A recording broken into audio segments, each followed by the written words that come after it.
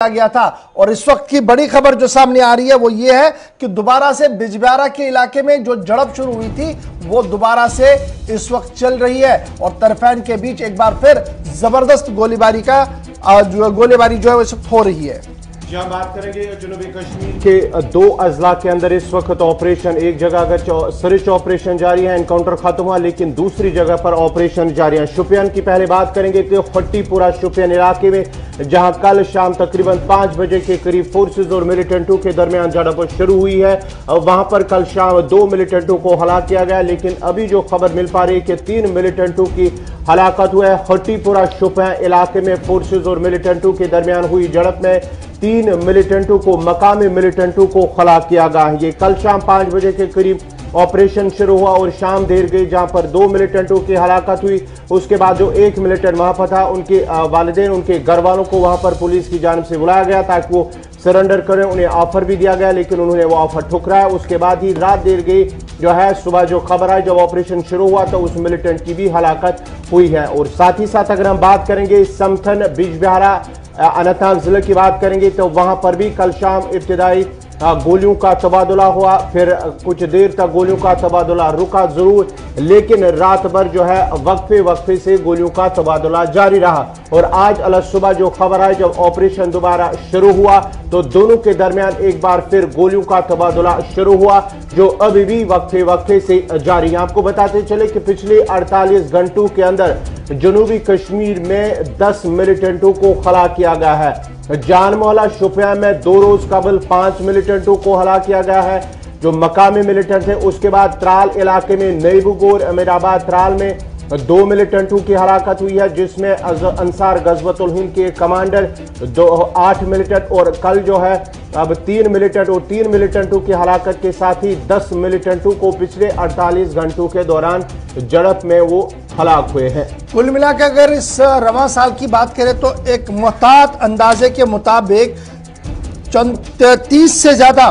Militant जो है वो रवां साल के दौरान अभी तक मारे गए हैं। और एंटी मिलिटेंट ऑपरेशनों के हवाले से अगर जनूबी कश्मीर की बात करें तो पिछले 72 घंटों के दौरान एक के बाद एक झड़प हुई है और टॉप मोस्ट मिलिटेंट कमांडर्स को मारने में सिक्योरिटी एजेंसियां हैं वो कामयाब हुई हैं। लेकिन कल का ये जो एनकाउंटर है इसमें माना जा रहा है कि टॉप मोस्ट मिलिटेंट कमांडर जो फंसा हुआ था वो भी मारा गया है और काफी कोशिशें जो है वो की जा रही थी। शुपियां और बिजबिहारा में मुसल्लह झड़प हुई है।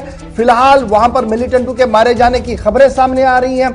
इस बीच कुछ फौजी जवान भी जख्मी हुए हैं। उन फौजी जवानों को मकामी बेस अस्पताल पहुंचाया गया है जहां पर उनकी हालात मुस्तहकम बताई जा रही है। 24 घंटों के दौरान शुपियां में दूसरी मुसल्लह झड़प भी अगर आप देखेंगे पिछले 24 घंटों के दौरान तो शुपियां के अंदर दूसरी मुसल्लह झड़प हुई है, दूसरा एनकाउंटर हुआ है। तो शुपियां एनकाउंटर से लेकर बिजबिहारा एनकाउंटर की मजीद डिटेल जानने के लिए सीधे चलते हैं फिदा हुसैन के पास जो इस वक्त हमारे साथ ज्वाइन कर चुके हैं। फिदा, सबसे पहले करते हैं खबर बिजबिहारा की, क्योंकि कल शाम को जब हम 5 का पंच कर रहे थे तो आपने सबसे पहले खबर ब्रेक की सिमथन बिजबिहारा में और आपने कहा कि मिलिटेंटों और फौज के बीच झड़प शुरू हुई है और उसके बाद लास्ट अपडेट तक आप लगातार ये रिपोर्ट करते रहे कि झड़प जारी है। सबसे पहले अगर बिजबिहारा की बात करें, अभी की क्या कुछ ताजा तरीन खबर है? रिहायशी मकान के अंदर मिलिटेंट थे, क्या कुछ ताजा अपडेट और कितने लोगों को अभी तक पुलिस की तरफ से दावा पेश किया गया है मारे गए हैं वहां पर?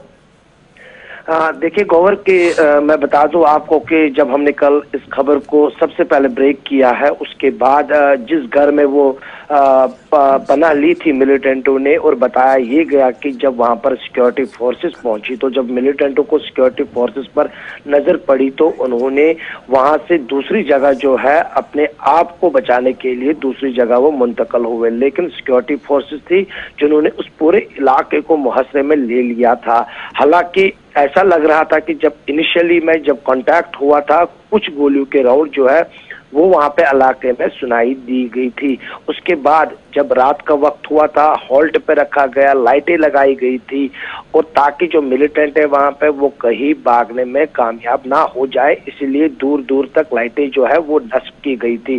क्योंकि बिजबिहारा से 1.5 किलोमीटर की दूरी पे सिमथन का ये इलाका जो है वो पड़ता है। वहां पर अगर आज सुबह सवेरे जब तकरीबन 7:05 से गोलियों का तबादला जो है वो शुरू हुआ है, जो अभी भी यहाँ पे जारी है। मैं बता दूं आपको कि 1 से 2 मिलिटेंटों के होने की खबर जो है वो आ रही है। 2 मिलिटेंट हो सकते हैं इस इलाके में, क्योंकि ये रिहायशी इलाका है। और हालांकि जब शाम का वक्त था, ऐसा लग रहा था कि जब कांटेक्ट हुआ तो ऐसा लग रहा था कि शायद ऑपरेशन जो है वो शुरू होगा, लेकिन खामोशी दोनों तरफ से थी। सुबह की किरण जो ही पड़ी तो उसके बाद दोनों तरफ से गोलियों की आवाज जो है वो सुनाई दी गई। दूर दूर तक गोलियों की आवाज सुनने को मिल रही है। इस बीच इंटरनेट को भी डाउन किया गया। मैं बता दूं आपको कि कुछ दिन पहले, यानी कि 2 दिन पहले की बात है, जब टेरिटोरियल आर्मी के जवान को भी बिजबेहरा के मुकाम पर गोली का निशाना बनाया, जिससे वो शदीद तौर पर जख्मी हुए थे। बाद में उनको अस्पताल ले जाएगा। उसके बाद अगर हम कल की बात करेंगे, जब कल तकरीबन 5 बजे के आसपास इस इलाके को मुहासरे में ले लिया गया। तलाशी कार्रवाई जो ही शुरू की गई, तो जब मिलिटेंटों ने उस इलाके से भागने की कोशिश की तो उन्होंने कुछ गोलियों के राउंड जो है वो सिक्योरिटी फोर्सेस की ओर उन्होंने चलाए। उसके बाद सिक्योरिटी फोर्सेस ने भी मोर्चा संभाला। तो उस बीच आज सुबह ये झड़प में तब्दील हुआ है। रात भर इस ऑपरेशन को हॉल्ट पे रखा गया था। अभी फिदा ये माना जा रहा कि सिमथन गांव के अंदर जो झड़प कल शुरू हुई थी उसमें एक मिलिटेंट जो है वो मारा गया है, और कोशिश एक की जा रही थी जो 2 मिलिटेंट और वहां पर है, 2 या 3 मिलिटेंट वहां पर है, वो सरेंडर करे। किस हद तक वो कोशिश कामयाब हुई है अभी तक? देखिए, क्योंकि जब सुबह की किरण यहाँ पे पड़ी तो उस बीच गोलियों की जो आवाज है वो सुनाई दी गई है, तो उससे साफ तौर पे लगा कि जो हथियार डालने का मामला है शायद वो नहीं मानेंगे। उसके बाद उन्होंने यहाँ पर, क्योंकि रात भर का मौका था, वो हथियार डाल सकते थे, हथियार नहीं डाले। उसके बाद सुबह होते हुए ये ऑपरेशन शुरू हुआ है, क्योंकि अनंतनाग पुलिस के साथ साथ इंडियन आर्मी और सीआरपीएफ ने इस झड़प मोर्चा संभाला हुआ है, और दूर दूर तक सिक्योरिटी फोर्सेस की इजाफी नफरी जो है वो नजर आ रही है अमन कानून को बाहर रखने के लिए। और साथ ही साथ इंटरनेट को कल ही यहाँ पे डाउन किया गया है। इंटरनेट ना होने की वजह से हम जो विजुअल्स है वो भी नहीं दिखा पा रहे यहाँ पे, कि जिस तरह से यहाँ पे। ठीक है जी, ये तो बात है बिजबेहरा की, लेकिन जब शोपियां की हम बात करते हैं तो शोपियां का एनकाउंटर जो है वो एक नए रुख की ओर चला गया है। रात भर मिलिटेंट के वालिद को लाया गया था, परस्यू वो करते रहे कि वो सरेंडर करे। तो अभी की क्या कुछ पोजीशन है शोपियां वाले एनकाउंटर पर? देखिए, बिल्कुल अगर हम शोपियान पे नजर डालेंगे, क्योंकि शोपियान में कुछ दिन पहले ही 5 मिलिटेंट जो है वो हलाक हुए थे। उसके बाद एक और ऑपरेशन कल जो चला है, हालांकि पहले ये अटकलें लगाई जा रही थी कि ये कुलगाम डिस्ट्रिक्ट को पड़ता है, लेकिन बाद में साफ तस्वीरें हो गई कि ये जिला शोपियान में ही। हालांकि जब वहाँ पे मिलिटेंट हलाक हुए उसके बाद जब एक मिलिटेंट बचा था तो उसको काफी ज्यादा मौका दिया गया। हालांकि रात भर जो उनके घर वालों को लाया गया, उनके घर वालों को कहा गया कि आप कोशिश कीजिए इनको मनाने की, हथियार डालने की, लेकिन ऐसा लग रहा है और जो खबरें आ रही है कि शायद उन्होंने भी मना किया है हथियार डालने से, लेकिन काफी ज्यादा मौका जो है उनको मिला हथियार डालने के लिए, लेकिन वो नहीं माने। ऐसी खबरें आ रही कि उन्होंने, हालांकि रात भर हॉल्ट पे रखा गया उस ऑपरेशन को। ऐसा लग रहा था कि शायद शोपियान ऑपरेशन जो है 7 से 8 बजे के आसपास ही खत्म होगा, जिस तरह से, क्योंकि वो तो किसी गांव में नहीं था बल्कि वो ऑर्चर्ड्स में था, यानी कि बागात में वो ऑपरेशन चल रहा था। इसलिए शायद वहां पर ऐसा लगा सिक्योरिटी फोर्सेस को कि ये ऑपरेशन जल्द से जल्द खत्म हो जाएगा, लेकिन ऑपरेशन को होल्ड पे रखा गया। ऑपरेशन को इसलिए होल्ड पे रखा गया है क्योंकि सिक्योरिटी फोर्सेस ने उस मिलिटेंट को काफी ज्यादा मौका दिया वहां पर हथियार डालने के लिए, लेकिन खबरें यही आ रही है कि शायद उन्होंने मना किया है हथियार डालने से। अब ऐसा लग रहा है कि शायद वो ऑपरेशन भी कुछ ही देर के बाद खत्म होगा शोपियान के अंदर। लेकिन शोपियान और अनंतनाग की अगर हम बात करेंगे, क्योंकि कल जब शोपियान में पहला एनकाउंटर शुरू हुआ उसके फौरन बाद 5 या 6 मिनट के बाद अनंतनाग का ऑपरेशन भी शुरू हुआ है। इस बीच अगर हम 12 घंटों की बात करेंगे या 15 घंटों के अंदर ये 2 जो झड़पें हैं जनूबी कश्मीर के जिला शोपियान और जिला अनंतनाग में शुरू हुई। हालांकि उनकी शिनाख्त हुई या किस तंजीम से उनका ताल्लुक है?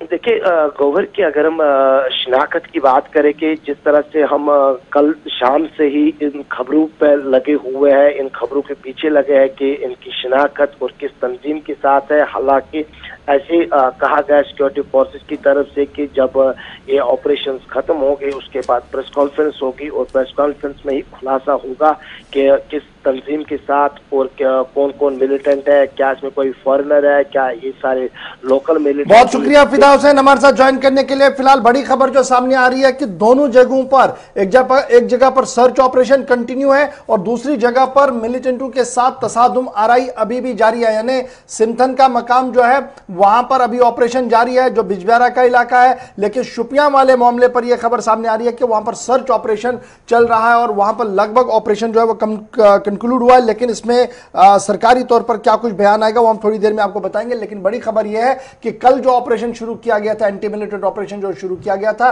वो अभी भी यानी आज सुबह में भी लगातार जारी है और इस वक्त भी दोनों महाजों पर फौज और मिलिटेंटों के बीच झड़प भी हुई है और वहां पर सर्च ऑपरेशन भी चल रहा है। इसमें क्या कुछ होगा थोड़ी देर में आपको और जरा अपडेट करेंगे कि जब वहां पर और कोई डेवलपमेंट होगी। लेकिन फिलहाल बढ़ते हैं आगे। बात जरा आपको याद दिलाते चले कि गुज़श्ता हफ्ते सोपोर के अंदर भी एक हमला हुआ था जिसमें जम्मू कश्मीर पुलिस के कांस्टेबल समेत जो काउंसलर थे वो मारे गए थे और अब पुलिस ने वहां पर एक बड़ा दावा पेश किया है।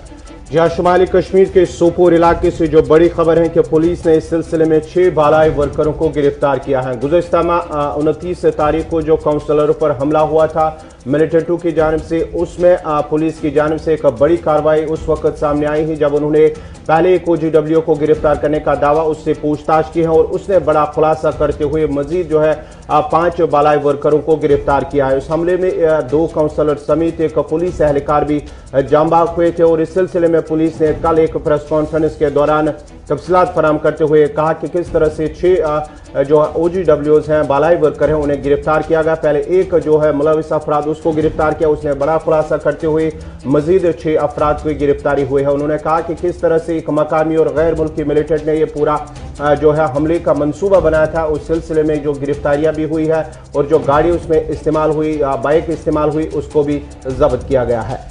SSP सोपोर की तरफ से कल प्रेस कॉन्फ्रेंस दी गई, उसमें कहा गया कि हमला आवरों की मदद करने वाले बालाई वर्करों की गिरफ्तारी अमल में लाई गई है। आपको याद होगा कि 29 मार्च को म्युनिसिपल काउंसिल के दफ्तर के पास गोली चली थी जिसके नतीजे में 3 अफराद जिनमें 2 म्युनिसिपल काउंसिलर और एक पुलिस एहलकार हलाक हो गए थे। उसमें मुलविस मिलिटेंटों के अयानतकारों को गिरफ्तार करके सलाखों को पीछे धकेल दिया गया है। ये पुलिस की तरफ से कल प्रेस कॉन्फ्रेंस के अंदर कहा गया और यह साफ कर दिया गया है कि जिन लोगों ने फायरिंग की है, जिनके हाथ में हथियार था, उनकी निशानदेही कर दी गई है और जो लोग उनकी मदद कर रहे थे और OGW के तौर पर बालाई वर्कर के तौर पर काम कर रहे थे उसको भी जो है वो बेनकाब कर दिया गया है और उनकी पूछताछ के बाद ही ये सारा खुलासा जो है वो सामने आया। कुल मिलाकर 6 लोगों की गिरफ्तारी हुई है। 29 मार्च को यह हमला हुआ था और इसमें जिन लोगों की गिरफ्तारियां हुई हैं उनमें आशिक अहमद पंडित जो डांगरपोरा का नौजवान है, उसने जो खुलासा पेश किया उसने ये कहा कि मुदस्सिर पंडित, इलियास माज और जो गैर मुल्की मिलिटेंट असरार है उन्होंने उनकी रिहाइशगाह में मार्च 25 से 28 के दौरान पनाह ली थी, जिस दौरान ये पूरा मामला जो है वो बनाया गया था और वहीं पर यह फैसला लिया गया था कि हमला होना है और उसके बाद से एग्जीक्यूट किया गया मकामी जो OGWs हैं उनकी मदद से। और उसके बाद पुलिस ने कल प्रेस कॉन्फ्रेंस करके ये बात जो है वो सामने रखी है। तो ये तो था एनकाउंटर और सोपोर का मामला। बढ़ते हैं आगे जी, बात जरा बड़ी खबर की करते हैं और आपके सामने बात रखते हैं मुल्क भर के अंदर जो इस वक्त तनाव सूरत हाल है और जम्मू कश्मीर भी उससे